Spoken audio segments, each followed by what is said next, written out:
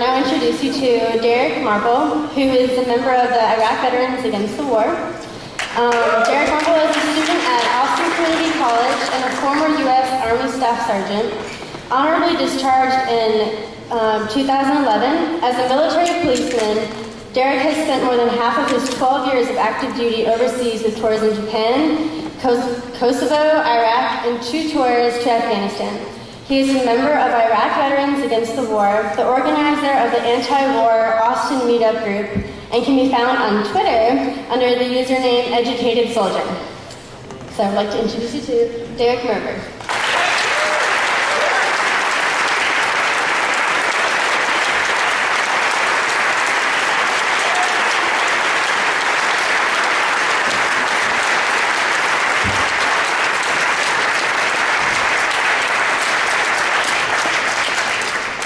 Thank you very much. One of the great things about living in the technology age is that technology can solve a lot of problems. And one of the problems that I used to have a lot is when I would listen to a speaker, I would hear them make claims either that I disagreed with or that I agreed with, and sometimes it was hard to locate their sources. So that's why I specifically wanted to make sure they mentioned my Twitter account. If you're on Twitter, some of the sources, some of the statistics that I'm going to be talking about in a few minutes, I've already tweeted on my Twitter feed.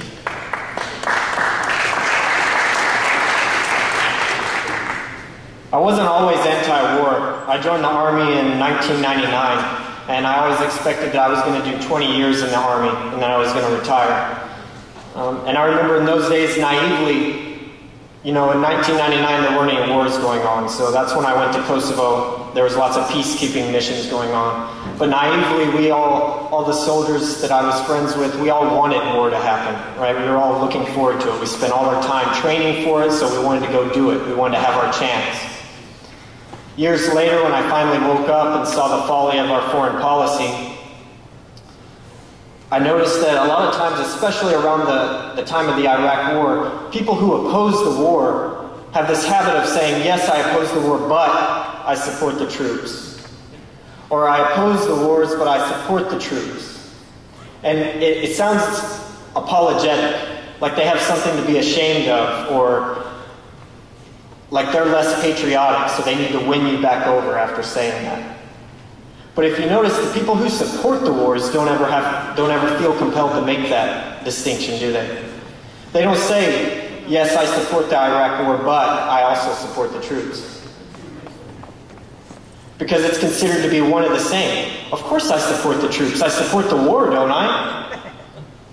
Well, what I want to talk to you about are a few of the reasons why I feel so strongly that those two do not go hand in hand. It's my position that if you support the troops, you must oppose the wars.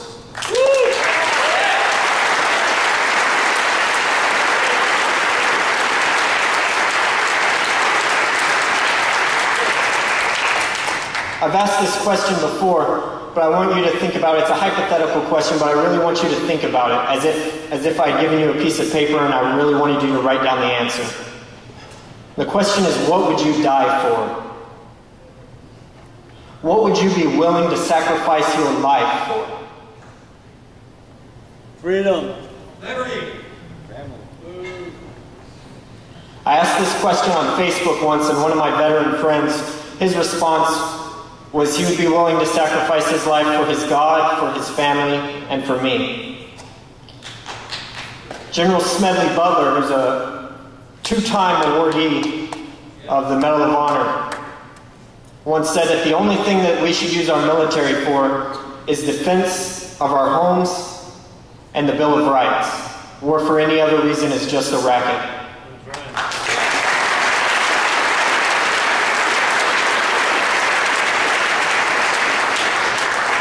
But when you ask people why they support the war in Afghanistan, or before why they supported the war in Iraq, you get a lot of different answers.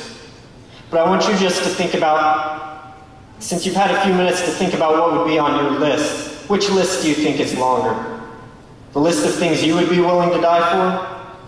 Or the list of reasons why we send our troops overseas to actually risk their life?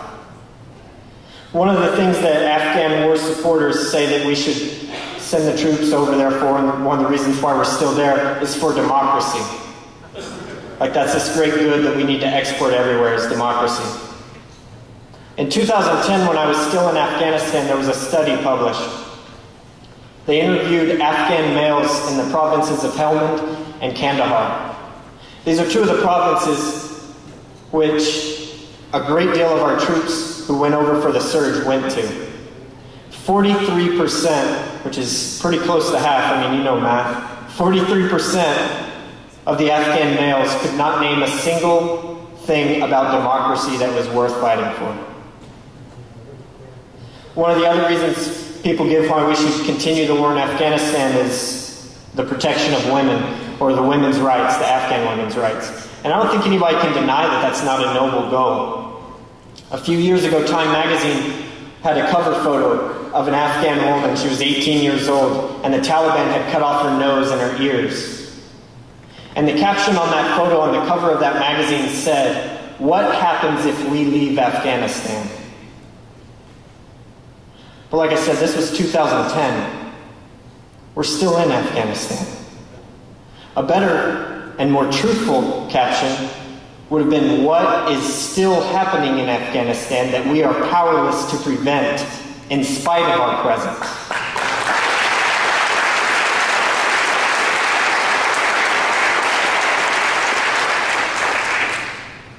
Another reason people sometimes give for why they support the war in Afghanistan is basically loss aversion.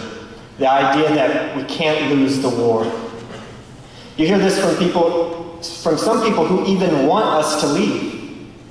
They say, "Yeah, I want to get out of Afghanistan as soon as possible, so let's send more troops and win it so we can get back home," whatever win it means. But which is worse? Admitting defeat by withdrawing tomorrow, or admitting defeat by withdrawing in 2024, 10 years later, after more people have died, both Afghans and Americans?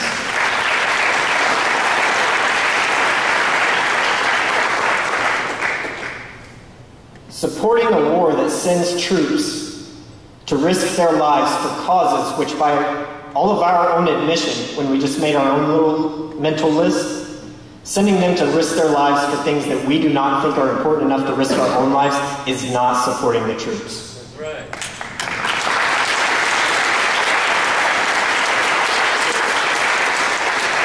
My last year in Afghanistan, or my last year in the Army, I spent in Afghanistan. I was in the Jalrez Valley, and I was a platoon sergeant. Half of my soldiers were with me in the Jalrez Valley, and the other half were with my platoon leader in the Nurk Valley. 4 of my soldiers in the Nurk Valley were injured when they had a firefight with an insurgent group there called Hezbi Islami. We called them the HIG for short. After returning from Afghanistan, The Nation Online published a story that said that U.S. commanders had been secretly releasing fighters and leaders from insurgent groups as part of the peace process. This article specifically mentioned the Nurk Valley and the HIG. So what were my 4 soldiers risking their lives for? Earning Purple Hearts, earning a free ride on a UH-60 helicopter to go get medical care for? If we're going to send troops to fight enemies and capture them, only to release them later, why don't we just keep the troops on the base? At least they would be safe there. Except they're not safe there. Because that's the next thing I wanted to talk about. You're probably hearing more and more in the media now about green on blue incidents. This is another word for insider attacks. We've been told that we can get out of Afghanistan as soon as the U.S. forces and the NATO forces train up the Afghan police and the Afghan army to be able to take over. Meanwhile, the Afghan army and the Afghan police are turning their weapons on those same troops that are training them.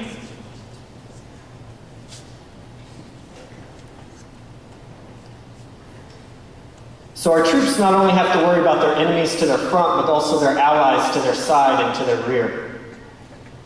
Tom Engelhard had a very good comparison We all remember the incident in Aurora, Colorado a few months ago, when someone went into a movie theater, probably similar to this auditorium, and opened fire on people who weren't expecting to be attacked. Imagine if an incident like that took place every 2 weeks for a year. That's a green on blue incident. That's the frequency with which those are happening to our soldiers in Afghanistan. 51 NATO troops have died this year from green on blue incidents. So this is what war supporters think is supporting the troops? Sending them to risk their lives for causes that we would not risk our own lives for? Sending them to train allies who will shoot them in the back, and to capture enemies who their commanders will later release. Can you imagine the frustration of a 20-year-old specialist in the Army over there for 12 months dealing with these issues? The last subject I want to talk about is the plague of military suicide. 18 veterans a day commit suicide.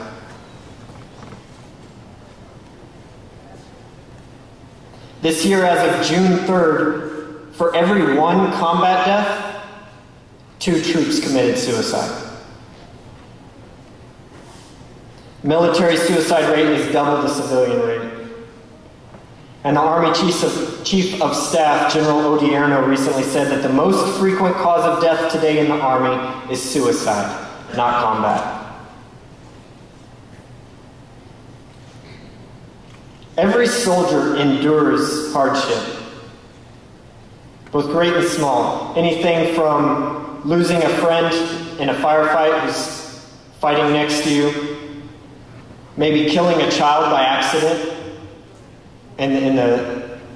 while you're trying to do your duties, or maybe returning home from deployment to find that your bank account has been emptied by a family member, or coming home to a marriage which is dissolving from the stress of repeated deployments or infidelity. But what makes those hardships bearable? I think it's having a just cause. The feeling of having righted a wrong or fixed an injustice. Having something to strive for and to be able to explain away all those hardships. I did it for something. I have something to show for it. But what happens when there's no weapons of mass destruction? What happens when the people that you liberated from a dictator are now ruled by an elected dictator?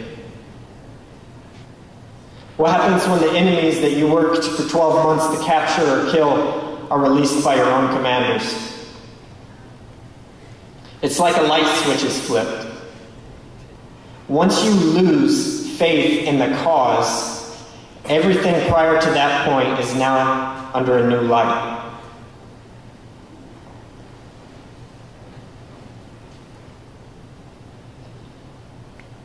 So things you once were proud of, you may not be so proud of anymore. Maybe things that you had to come to terms with, mistakes you made. Maybe you were able to deal with those mistakes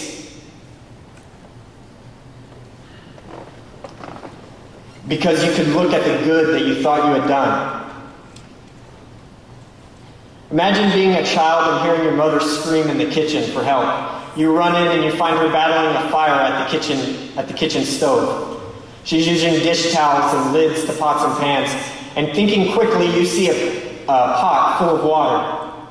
And you throw the water on the fire. And your mother dies. And years later, you learn for the first time what happens when water is thrown on a grease fire. And it's like the light switch is flipped. Everything prior to that point now is shed in a new light.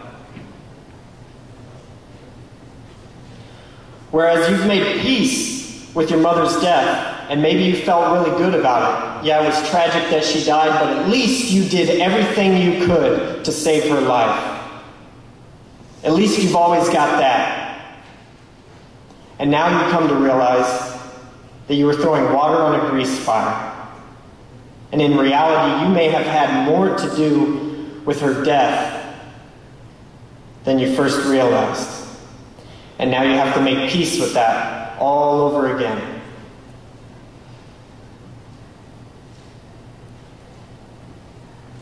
That's going to be a long road to heal.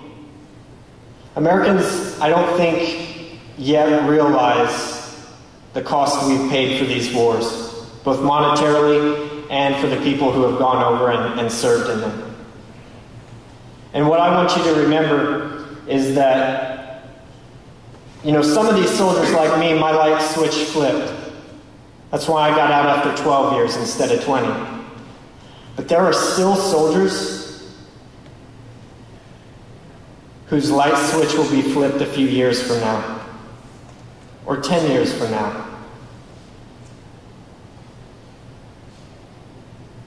In November, you can elect warmonger A, you can elect warmonger B, or you can elect peace.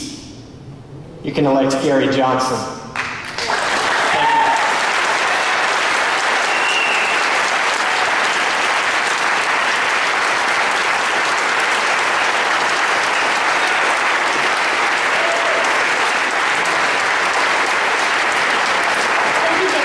Remember, you can follow him on Twitter at Educated Soldier.